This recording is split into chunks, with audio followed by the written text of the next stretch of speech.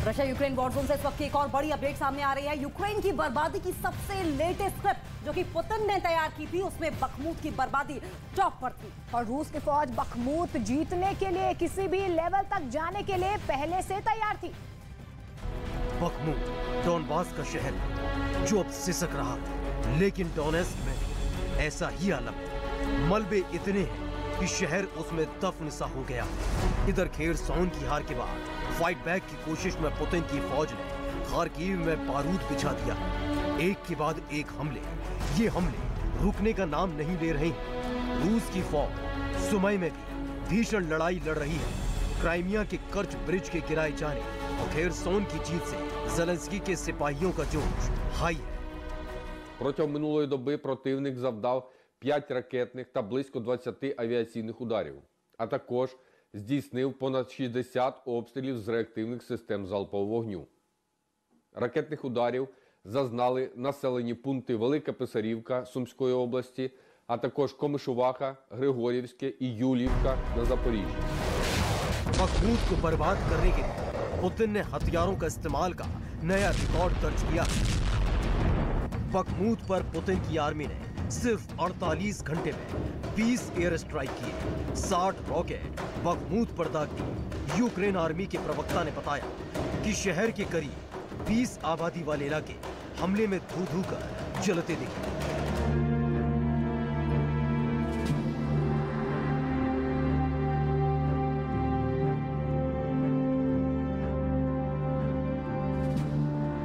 पहले से बखमूत में रूस की फौज ने बारूद बिछा दिया था और धीरे धीरे पहले बारूद सुलगा, फिर धमाकों से शहर के कान की चदरें फट गई। पूरा शहर शमशान लगने लगा। जिधर देखो तबाही ही तबाही। एक बार फिर आप नोट कर लें कि बखमूत पर रूस की जीत का मतलब है डोनेस्क और लुहांस्क पर रूस का झंडा तभी लहरा सकता था जब बखमूत वाली दीवार को राख कर दिया जाए।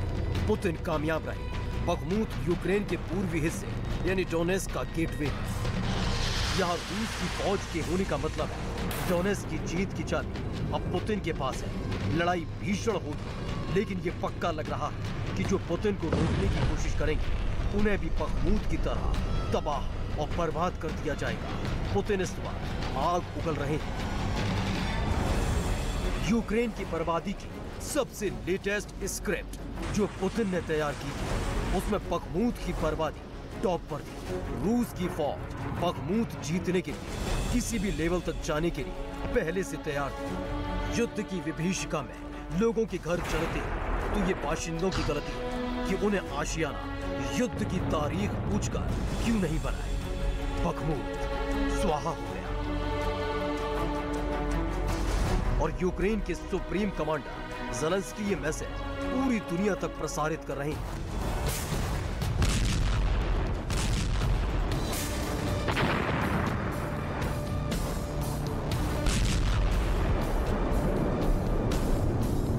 कहां-कहां कितने मारे गए, कहां-कहां कितनी बर्बादी हुई, इसकी पूरी डिटेल जानने के लिए हमने इंटरनेट पर कई तरह की साइट्स को खंगाला और जो सामने आया वो ये कि बखमूत का गिरना ज़ेलेंस्की के लिए रिश्ता घाव बनने वाला है।